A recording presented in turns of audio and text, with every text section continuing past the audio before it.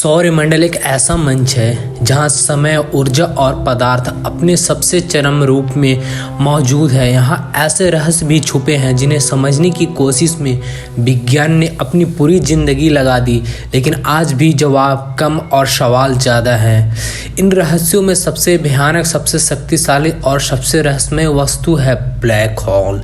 एक ऐसा खतरनाक क्षेत्र जहाँ न रोशनी बच सकती है न समय। आज की इस वीडियो में हम आपको लेकर चलेंगे ब्लैक होल के दिल की ओर, जहां आते ही पूरा ब्रह्मांड आपके खिलाफ हो जाता है। ब्लैक होल, ब्रह्मांड का सबसे शक्तिशाली दानव। ब्लैक होल क्या है?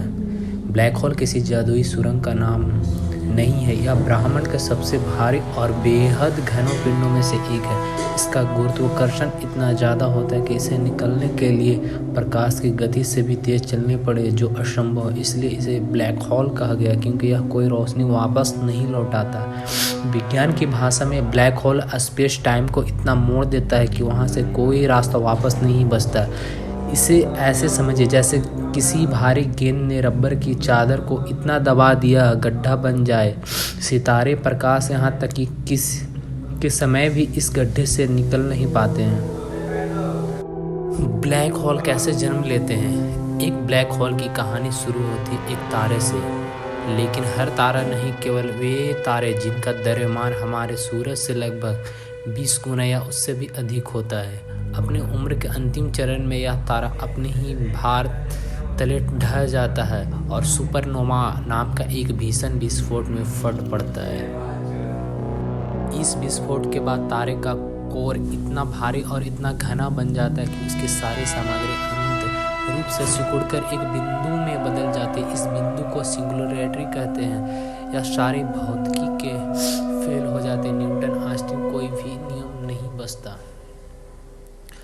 यहीं से बनता है ब्लैक होल, एक ऐसा क्षेत्र जिसका केंद्र अंत घनत्व है और जिसके चारों ओर इवेंट हॉरिजन नाम की सीमा होती है। एक ऐसी सीमा जिसे पार करते ही वापस संभव नहीं। Event horizon, no return zone क्या है? इवेंट हॉरिजन ब्लैक होल की किल जोन है। इस सीमा के भीतर गुरुत्वाकर्षण इतना जबरदस्त होता है कि प्रकाश भी बाहर नहीं जा सकता। यानी अगर आप इस सीमा को पार करते हैं तो ब्रह्मांड आपको मौजूदा रूप से कभी नहीं देख पाएगा। इवेंट हॉरिजन की खास बात यह है कि कोई ठोस सतह नहीं, बल्कि एक अदृश्य सीमा है। इसके बाहर की दुनिया और इससे भीतर की दुनिया दो अलग अलग वास्तविकताएं बन जाती है।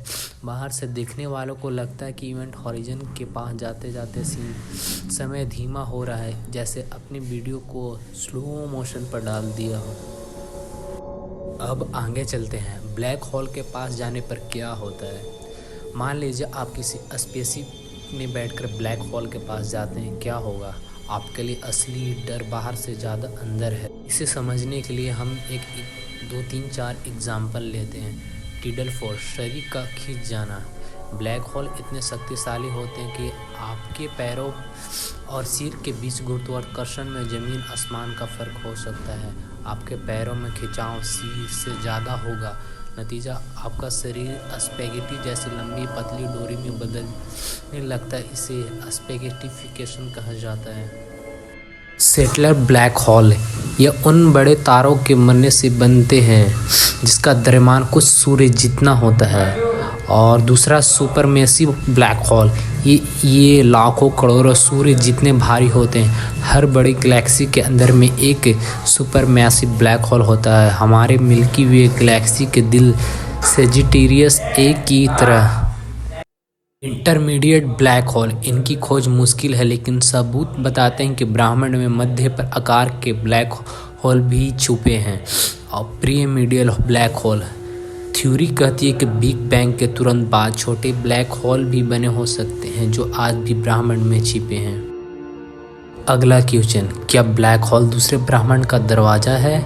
विज्ञान में एक रोचक विचार है। क्या ब्लैक होल किसी दूसरे यूनिवर्स या किसी वार्म होल का रास्ता हो सकता है? आइंस्टीन के समीकरण बताते हैं कि यह संभव है, लेकिन यथार्थ की दुनिया में ब्लैक होल की खतरनाक शक्तियाँ किसी भी वस्तु उस चरण तक पहुँचाने ही नहीं देती है।